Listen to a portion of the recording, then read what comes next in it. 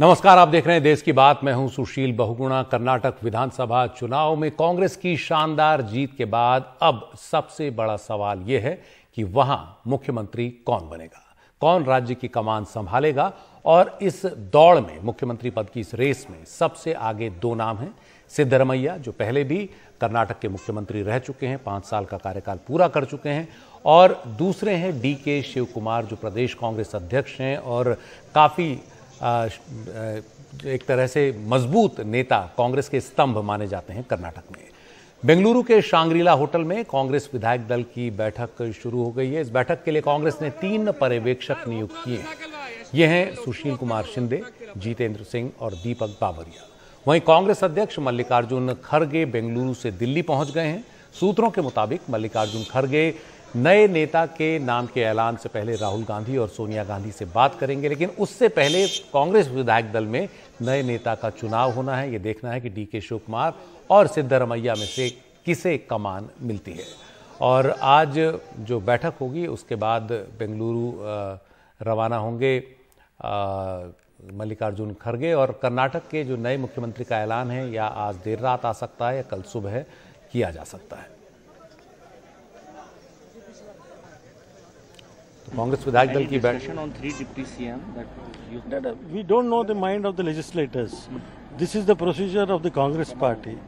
Whenever newly elected legislators meet, we decide upon the leaders or whatever has to be done. So that is the procedure we are following. What personally do you think, sir? Huh? Personally, what do you want, sir? DK Shiv Kumar as Personally, a CM and Siddharamaiah as a CM. personally doesn't matter here. Whatever opinion, we are all MLCs. So we have been called for the meeting, so we have come. So Jairam Ramesh has tweeted that the decision will come in 3 to 4 days later. Why do you think there is a delay? Is there an issue going on? I don't know about it. I Is there don't a know. reason why? I don't know about it. I don't know. DK. Why you are raising this slogan? We need DK Shiv Kumar as CM. 135 seats we have won just because of the Congress party's workers, and our work hard will definitely bring results. It's already we already are winners now. This 40% corruption BJP which is there, we are swiped up. We have been swiped them. Upcoming days upcoming days MP elections also will be winning. Party के president है, party के president से नायकत्व से ये हमारा party बहुमत से आए हैं, 136 सीट से। इसलिए हम डीके शिव कुमार को, पार्टी को हम बोल रहे हैं वो सीएम बनने चाहिए।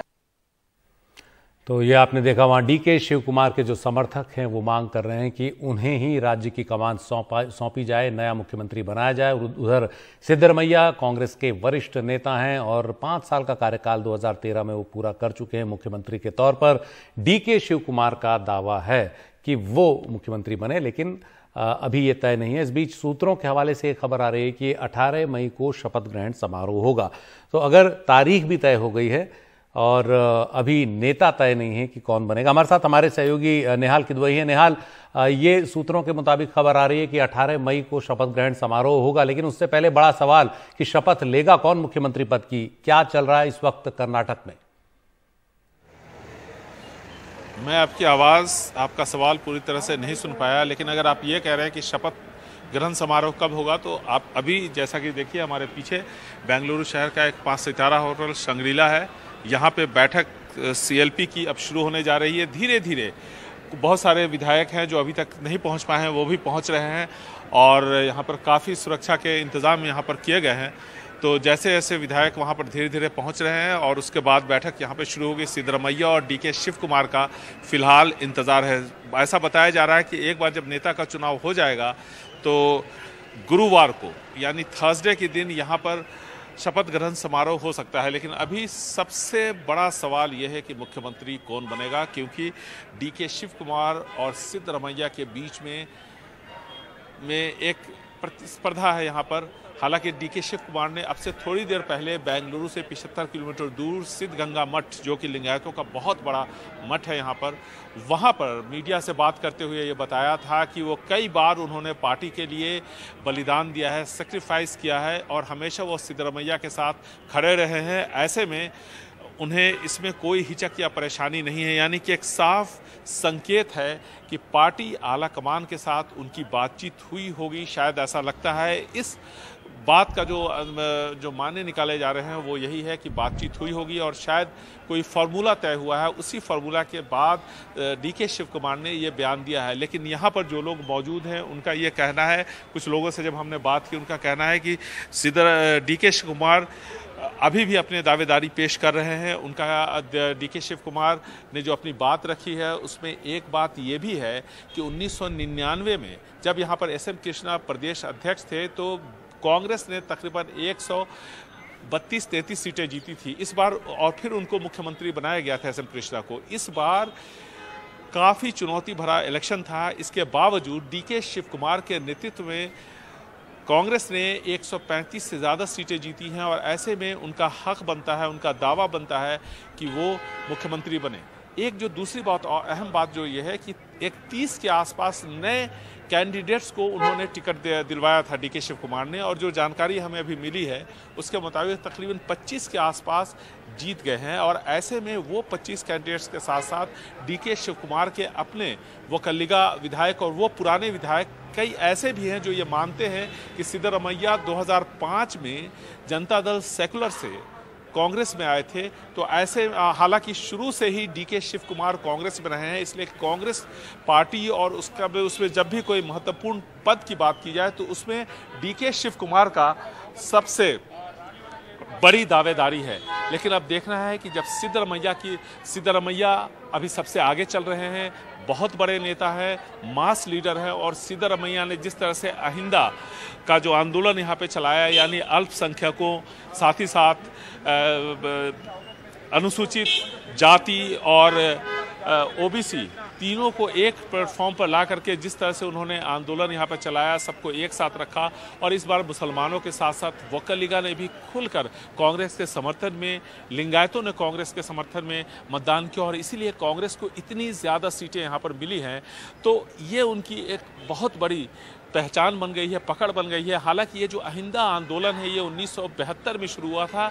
तब के मुख्यमंत्री देवराज अरस ने इसको यहाँ पर शुरू किया था और उनको काफ़ी सफलता मिली थी जब उन्होंने ये एक्सपेरिमेंट किया। तीनों ही यानी ओबीसी, एससी, एसटी और साथ ही साथ अल्पसंख्यकों को एक प्लेटफॉर्म पर लाकर अहिंदा के नाम से शुरू किया यहाँ पर, तो उनकी पार्टी को बड़ी जीत मिली और वो 5 सालों तक यहाँ मुख्यमंत्री रहे। और इसी आंदोलन को सिद्धरमैया ने यहाँ पर आगे बढ़ाया है और उसका नतीजा यहाँ देखने को ये मिला कि कई सारे फैक्टर होते हैं जब कोई पार्टी जीतती है, लेकिन उसमें एक फैक्टर अहिंदा भी है, यानी सभी जातियों को एक साथ एक प्लेटफॉर्म पर लाना और उसको नेतृत्व देना है। इसलिए सिद्धरमैया की भी अपनी दावेदारी है, लेकिन जो कांग्रेस लेजिस्लेटर पार्टी के जो नेता हैं, जितने भी विधायक चुन के आए हैं, वो तय करेंगे कि अगला मुख्यमंत्री कौन होगा।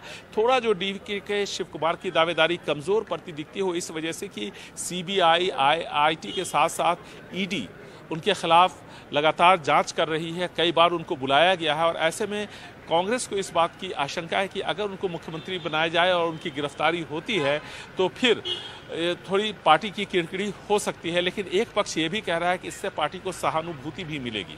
तो दोनों पक्ष हैं, दोनों पक्ष के दावे हैं और इन्हीं दावों की वजह से डीके शिव कुमार अब भी इस रेस में बने हुए हैं, लेकिन सिद्धरमैया की दावेदारी मजबूत मानी जा रही है। निहाल, बैठक शुरू होने वाली है कांग्रेस विधायक दल की। क्या आज उम्मीद है कि विधायक दल की बैठक में किसी नए नेता का जो नाम है वो तय हो जाए? हालांकि ऐलान तो कांग्रेस आला कमान ही करेगा। मल्लिकार्जुन खड़गे कह रहे हैं कि आला कमान से बात करके तय करेंगे। हालांकि अब कांग्रेस के आला कमान वो एक तरह से औपचारिक तौर पर खुद ही हैं, लेकिन सोनिया गांधी और राहुल गांधी से बात करने के बाद ही ऐलान होगा। लेकिन क्या उससे पहले की प्रक्रिया आज पूरी होने की संभावना आपको दिख रही है, क्योंकि अब शाम तो घिर ही चुकी है? देखिए, जिस तरह से यहाँ पर एक एक करके विधायक जमा हो रहे हैं, तो कोशिश ये हो रही है कि सभी विधायकों का ओपिनियन लिया जाए और कितने विधायक किसके साथ है ये सब कुछ तय हो जाए यहाँ पर। और उसके बाद शायद इस बात की कोशिश होगी कि किसी एक नाम पर सहमति बनाई जाए और फिर वो पार्टी आला कमान तक पहुँचाया जाए। हालांकि जैसा कि आपने कहा, आला कमान खुद मल्लिकार्जुन खड़गे हैं, लेकिन गांधी परिवार तक उस बात को पहुँचाई जाएगी और फिर मल्लिकार्जुन खड़गे, राहुल गांधी, सोनिया गांधी, प्रियंका गांधी सब मिल करके जब उस पर मुहर लगाएंगे उसके बाद ही यहाँ पर इसका निर्णय होगा कि कौन अगला मुख्यमंत्री, यानी उसके नाम की जो घोषणा है उसके बाद ही होगी। हालांकि इस बात की पूरी कोशिश यहाँ पर की जा रही है, जो जानकारी हमें दी गई है कि किसी एक नाम पर यहाँ पर सहमति बन जाए, ताकि सहमति बनने के बाद एक नाम दिल्ली को भेजा जा सके, मल्लिकार्जुन खड़गे को दिया जा सके, ताकि मल्लिकार्जुन खड़गे उस पर चर्चा करके पार्टी के दूसरे वरिष्ठ नेताओं से चर्चा करके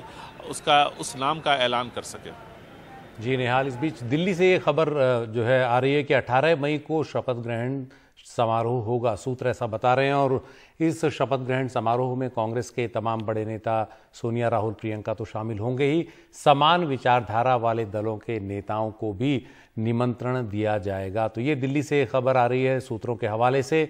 18 तारीख अभी दूर है, इसका मतलब है कि कुछ अभी और भी है जो बाकी तय होना बाकी है। शुक्रिया निहाल बहुत बहुत इस जानकारी के लिए। तो आपको जो दोनों बड़े नेता हैं सिद्धरमैया और डीके शिव कुमार, इनके बारे में और जानकारी देते हैं। जैसा हमारे सहयोगी निहाल किदवई भी बता रहे थे कि सिद्धरमैया जो हैं वो कर्नाटक की वरुणा सीट से जो है वरुणा सीट उनका गढ़ रही है। 2013 से 2018 तक वो कर्नाटक के मुख्यमंत्री रहे हैं और बीते 3 दशक में वो दूसरे मुख्यमंत्री हैं जिन्होंने अपना कार्यकाल पूरा किया है। उनसे पहले एसएम कृष्णा ही अपना 5 साल का कार्यकाल पूरा कर पाए थे बीते 3 दशक में। 2 बार कर्नाटक के उप मुख्यमंत्री रहे हैं सिद्धरमैया। कुरुबा गौड़ा समाज से आते हैं जो ओबीसी समुदाय है। 1983 में पहली बार चामुंडेश्वरी से वो विधायक बने। पहली बार जो विधायक बने तो भारतीय लोकदल से बने। बाद में जनता पार्टी और जनता दल एस में भी वो रहे और अंत में कांग्रेस में आए और कांग्रेस में फिर एक के बाद एक ऊंचाई चढ़ते रहे। उप मुख्यमंत्री बने और उसके बाद मुख्यमंत्री बने। अब एक बार फिर देखना है कि वो मुख्यमंत्री बनते हैं या नहीं।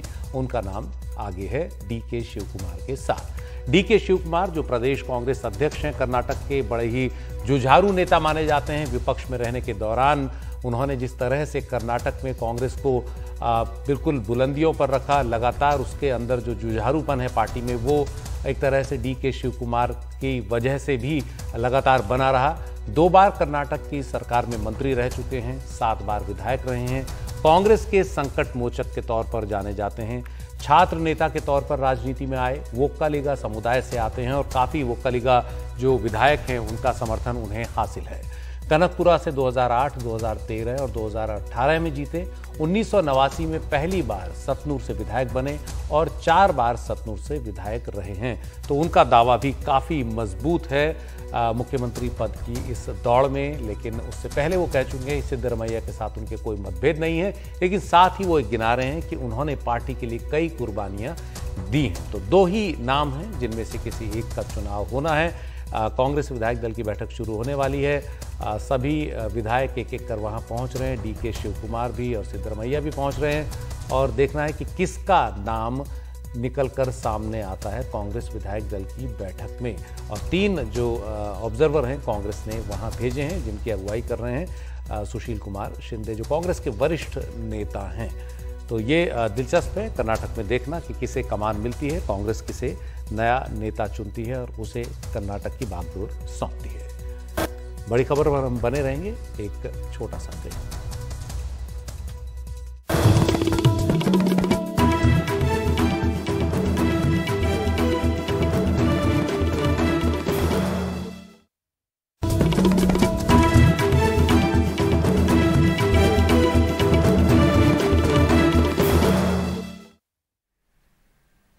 कर्नाटक में कांग्रेस की शानदार जीत और बीजेपी की हार से विपक्षी दल उत्साहित हैं। जाहिर है विपक्ष इसे 2024 के आम चुनाव के लिए एक बड़े संकेत के तौर पर देख रहा है और विपक्ष की एकजुटता की कोशिश इसी के साथ तेज हो गई है। इसी कड़ी में आज महाराष्ट्र में एनसीपी के प्रमुख शरद पवार ने महाविकास अघाड़ी के घटक दलों की एक अर्जेंट बैठक बुलाई। इस बैठक में उद्धव ठाकरे, महाराष्ट्र कांग्रेस के अध्यक्ष नाना पटोले और शिवसेना के प्रवक्ता संजय राउत समेत कई बड़े नेता शामिल हुए। पत्रकारों से बातचीत के दौरान एनसीपी के वरिष्ठ नेता जयंत पाटिल ने कहा कि कर्नाटक के नतीजों से हम सब उत्साहित हैं, हमारा आत्मविश्वास बढ़ा है। अब हमारे कार्यकर्ता ज्यादा जोश के साथ जनता के बीच जाएंगे। कर्नाटक में जिस तरह से पराभव तो होता है, लेकिन इतना बड़ा पराभव भारतीय जनता पार्टी का कर्नाटक में हुआ है, इसलिए बहुत उत्साहित हमारे तीनों पार्टी और घटक पार्टियों के कार्यकर्ता है। और मुझे लगता है कि इससे एक आत्मविश्वास बढ़ गया है और जो गलत महाराष्ट्र में है वो गलत बताने के लिए और बड़ी तादाद में हमारे कार्यकर्ता काम करेंगे, लोगों तक पहुंचेंगे। हम जो सुप्रीम कोर्ट का निर्णय हुआ है वो भी लोगों तक पहुंचाने की हम कोशिश करेंगे। आज की जो मीटिंग हुई है वो हिस्टोरिक मीटिंग है। कर्नाटक चुनाव के जो नतीजे आए हैं, उस जो नतीजे है उसमें कांग्रेस पार्टी सिर्फ कांग्रेस पार्टी नहीं जीती है, पूरे देश का अपोजिशन जीता है, पूरे देश का गठबंधन जीता है और कांग्रेस पार्टी के विजय से पूरे देश को एक ऊर्जा मिली है, उसमें महाराष्ट्र भी है। तो महाविकास अघाड़ी की इस अर्जेंट बैठक में क्या और खास हुआ, इस बारे में ज्यादा जानकारी के लिए हमारे साथ हमारे सहयोगी सोहित मिश्रा हैं। सोहित, कर्नाटक की जो जीत है कांग्रेस की, उसे विपक्ष अपनी जीत के तौर पर देख रहा है, लेकिन विपक्ष के सामने बड़ा सवाल यह है कि क्या 2024 के चुनाव से पहले वो एकजुट हो पाएगा? क्या एक सीट पर एक उम्मीदवार की ओर आगे बढ़ेगा और किसके नेतृत्व में चुनाव लड़ेगा? तो तमाम बड़े सवाल अभी हैं और उससे पहले राज्यों के अलग अलग इक्वेशन हैं। 6 और राज्यों में अभी चुनाव होने हैं, विपक्षी दल इन राज्यों में आपस में भिड़े हुए हैं, तो बड़ी मुश्किल रहा है अभी विपक्षी एकता की। लेकिन लगता है कि महाराष्ट्र से कुछ रास्ता अब निकल रहा है, जहां कांग्रेस, शिवसेना, उद्धव ठाकरे और एनसीपी ये कुछ एकजुट होते हुए दिख रहे हैं। इनकी एकजुटता क्या आपको लगता है कि बाकी देश में आगे बढ़ेगी और दलों को प्रेरित करेगी? इसलिए आज की जो बैठक थी वो इसलिए की गई कि जो सीट शेयरिंग है या अलग अलग मुद्दे हैं उसे लेकर कम से कम चर्चा शुरू की जाए।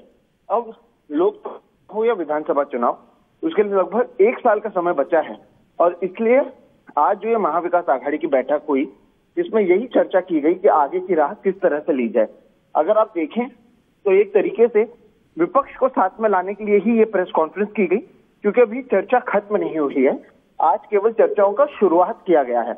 लेकिन इसके बावजूद कोशिश ये है बताने की कि विपक्ष एकजुट है और कहीं ना कहीं जिस तरह से महाराष्ट्र में हमने देखा कि 3 पार्टियां साथ में आकर अगर बीजेपी से लड़ती हैं, वो चाहे कोई भी उपचुनाव हो, तो उसमें उन्हें काफी जगहों पर जीत मिली है। तो यही फॉर्मूला आगे किस तरह ले जाया जाए, इसे लेकर चर्चा की गई। रही बात विपक्षी एकता की, तो चाहे एनसीपी के प्रमुख शरद पवार हों या फिर उद्धव ठाकरे हों, हमने देखा किस तरह से बीच में अरविंद केजरीवाल से उद्धव ठाकरे मिले थे, आज आदित्य ठाकरे जाकर दिल्ली में अरविंद केजरीवाल से मिले, बीच में नीतीश कुमार मुंबई आए थे, या इससे पहले शरद पवार जो अलग अलग नेताओं से मिल रहे हैं।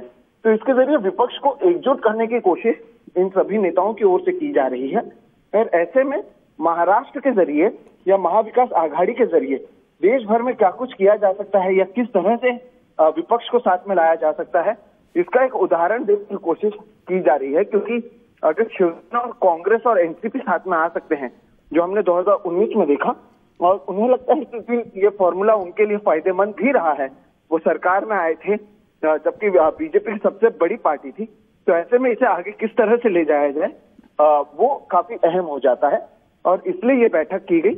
और इसके जरिए प्रेस कॉन्फ्रेंस कर, जैसे कि मैंने कहा, आगे बहुत सारी बैठकें होनी हैं, आज केवल शुरुआत हुई है, लेकिन इसके जरिए एक संदेश देने की कोशिश की गई है कि किस तरह से चीजों को आगे ले जाया जाना चाहिए। हालांकि नेतृत्व कौन करेगा, ये एक अहम सवाल है। एक तरफ कांग्रेस है, दूसरी तरफ और पार्टियां हैं, तो वो एक बहुत बड़ा सवाल हो सकता है, लेकिन कम से कम इसकी शुरुआत कहीं ना कहीं महाराष्ट्र में हुई है और महाविकास आघाड़ी के नेता कर रहे हैं। ये आज के कम से कम बैठक से समझा जा सकता है। जी शुक्रिया सोहित। और शरद पवार जिस बड़े कद के नेता हैं, राष्ट्रीय स्तर पर वो एक बड़े भूमिकाएं निभा चुके हैं, इससे पहले भी केंद्र में मंत्री रह चुके हैं और उनका ये कद हो सकता है विपक्ष को एकजुट करने में काफी काम आए। पिछले दिनों जिस तरह से उन्होंने अध्यक्ष पद से इस्तीफा दिया और उनको मान मनुहार के बाद वापस उस फैसले को वापस लेने के लिए कहा गया, वो माने भी, उससे उनका कद एक बार फिर और निखर कर सामने आया और निश्चित ही ऐसा लगता है कि कहीं ना कहीं शरद पवार इस नई ताकत का इस्तेमाल विपक्ष में नया जोश भरने में करेंगे और महाराष्ट्र से जो एकता की कोशिशें हैं वो देश में आगे बढ़ाने की कोशिश करेंगे। नीतीश कुमार अपनी तरफ से पहले ही एक शुरुआत कर चुके हैं और तमाम बड़े नेताओं से मिल रहे हैं। तो देखना काफ़ी दिलचस्प रहेगा। इस साल के अंत में भी कई राज्यों में चुनाव हैं जहां विपक्षी पार्टियां एक दूसरे से लगातार भिड़ी हुई हैं। वहां देखना है किस तरह की एकता सामने आती है और फिर उसके बाद 2024 में वो एकता किस तरफ बढ़ती है। वक्त है एक ब्रेक का।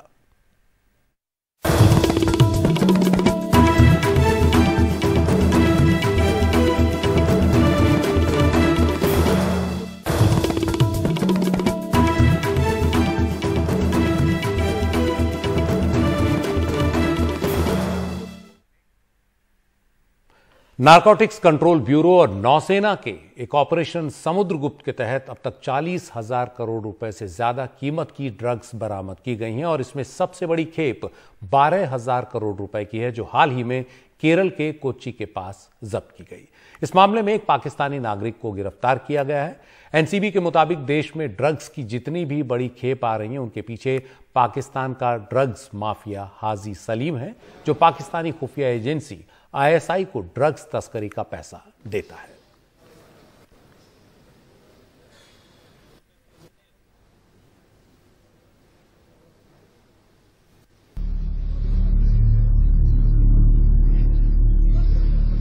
नशीले पदार्थ मेथाम्फेटामाइन की इतनी बड़ी खेप देश में पहले कभी नहीं पकड़ी गई। इस खेप को एनसीबी और भारतीय नौसेना ने ऑपरेशन समुद्रगुप्त के तहत जब्त किया।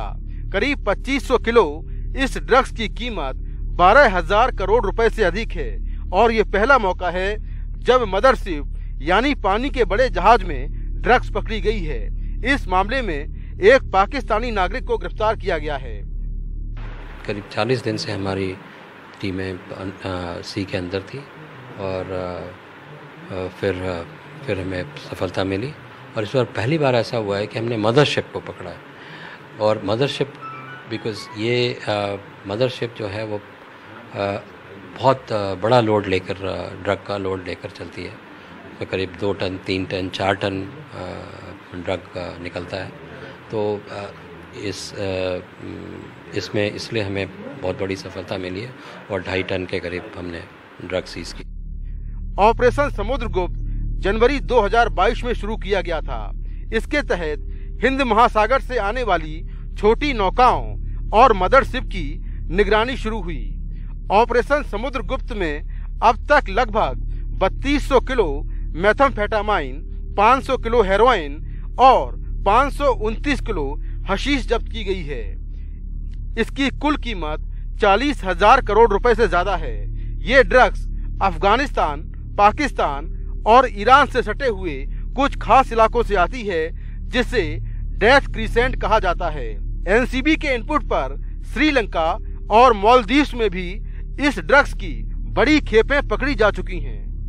एनसीबी के मुताबिक पूरे देश में नशीले पदार्थों की जितनी भी खेप पकड़ी जा रही हैं, उनके पीछे है पाकिस्तान के कराची में बैठा सबसे बड़ा ड्रग्स तस्कर हाजी सलीम। सूत्रों के मुताबिक हाजी दाऊद का करीबी है और ड्रग्स तस्करी का पैसा पाकिस्तानी खुफिया एजेंसी आईएसआई को पहुंचाता है।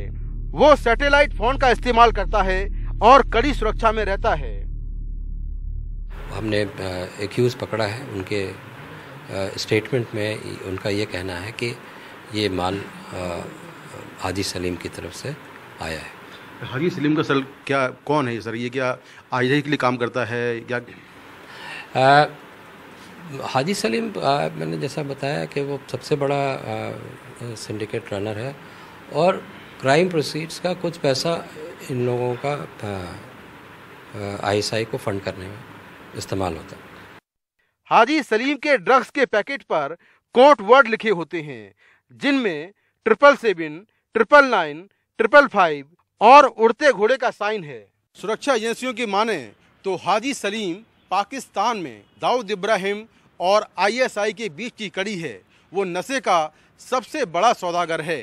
अब जो पाकिस्तानी नागरिक पकड़ा गया है उससे पूछताछ के बाद हाजी सलीम और उसके सिंडिकेट के बारे में जानकारी ली जा रही है।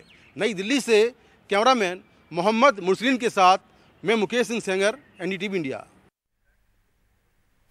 कर्नाटक को नया मुख्यमंत्री मिलने वाला है। उधर कर्नाटक के जो डीजीपी हैं वो सीबीआई में चले गए हैं। प्रवीण सूद कर्नाटक के डीजीपी सीबीआई के नए डायरेक्टर होंगे। 1986 बैच के आईपीएस अधिकारी हैं प्रवीण सूद और कर्नाटक में पुलिस प्रमुख का ओहदा संभाल रहे थे। उनके सिलेक्शन के लिए 3 सीनियर आईपीएस अधिकारियों को शॉर्टलिस्ट किया गया था सीबीआई के निदेशक पद के लिए। और कल दिल्ली में कुछ स्तरीय बैठक हुई जिसमें प्रधानमंत्री, देश के चीफ जस्टिस और लोकसभा में विपक्ष के नेता शामिल थे और इसी बैठक में प्रवीण सूद के नाम पर मुहर लगी। 1986 बैच के आईपीएस अफसर प्रवीण सूद को सीबीआई का नया डायरेक्टर नियुक्त कर दिया गया है। प्रवीण सूद फिलहाल कर्नाटक के डीजीपी हैं। वो इससे पहले मैसूर के पुलिस कमिश्नर भी रह चुके हैं। इसके अलावा कर्नाटक पुलिस में अलग अलग पदों पर वो तैनात रह चुके हैं। सेंट्रल डेपुटेशन पर भी उनकी कई साल तक तैनाती रही है। उन्हें कई अवार्ड मिले हैं, कई सम्मान मिले हैं और वो एक ईमानदार छवि के पुलिस अफसर माने जाते हैं। प्रवीण सूद मूल रूप से हिमाचल प्रदेश के रहने वाले हैं और उन्होंने दिल्ली आईआईटी से पढ़ाई की है। फिलहाल वो 25 मई को अपना पदभार ग्रहण करेंगे। उनके सामने सबसे बड़ी चुनौती जो है वो बड़े केसों को डील करना होगा, जिसमें दिल्ली आबकारी पॉलिसी का केस है। इसके अलावा आईआरसीटी स्कैम है और ज़मीन के नौकरी के बदले ज़मीन घोटाला है। तो इस तरह के जो बड़े बड़े केस हैं जो विपक्षी पार्टियों के नेताओं पर दर्ज हैं, उन केसेस को कोर्ट में प्रूव करना होगा। और जो प्रवीण सूद हैं उनका जो कार्यकाल है वो 2 साल रहेगा। तो 25 मई को प्रवीण सूद सीबीआई के डायरेक्टर के तौर पर अपना पदभार ग्रहण करेंगे और उसके बाद इन केसों को अपने अंजाम तक पहुंचाना उनके लिए चुनौती रहेगी। तो सीबीआई के जो नए डायरेक्टर हैं उसके नाम की घोषणा हो चुकी है। दरअसल जो कमेटी थी जिसमें प्रधानमंत्री थे, नेता विपक्ष थे और चीफ जस्टिस ऑफ इंडिया थे, उन्होंने 3 नाम जो है वो सुझाए थे। इनमें एक नाम था ताज हसन का जो दिल्ली पुलिस से हैं, दूसरा नाम था सुधीर सक्सेना का जो कि मध्य प्रदेश के डीजीपी हैं और तीसरा नाम था प्रवीण सूद का। इन 3 नामों में प्रवीण सूद के नाम को चुना गया और अब वो 25 मई को नए सीबीआई डायरेक्टर के तौर पर अपना पदभार ग्रहण करेंगे।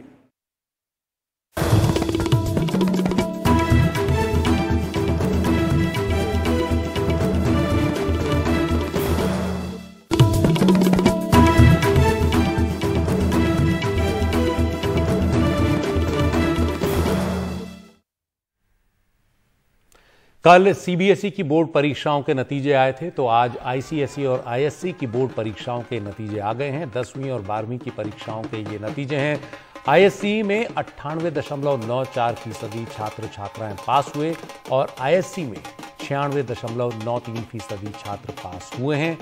आईएससी यानी 12वीं की परीक्षा में कोलकाता के हेरिटेज स्कूल की मान्या गुप्ता ने टॉप किया है। लेकिन इस मौके पर यह ध्यान रखना जरूरी है कि हम टॉपर्स को ही सिर्फ सेलिब्रेट ना करें, हम उन बच्चों की भी बात करें जिनके अंक उतने ज्यादा नहीं आए हैं और उनका भी हौसला बढ़ाएं। उन्हें कहें कि उनके लिए अभी काफी समय है, वो चाहे तो आगे बढ़ सकते हैं। बस अपने ऊपर विश्वास होना चाहिए, लड़ने का जज्बा होना चाहिए और सीखने की ललक।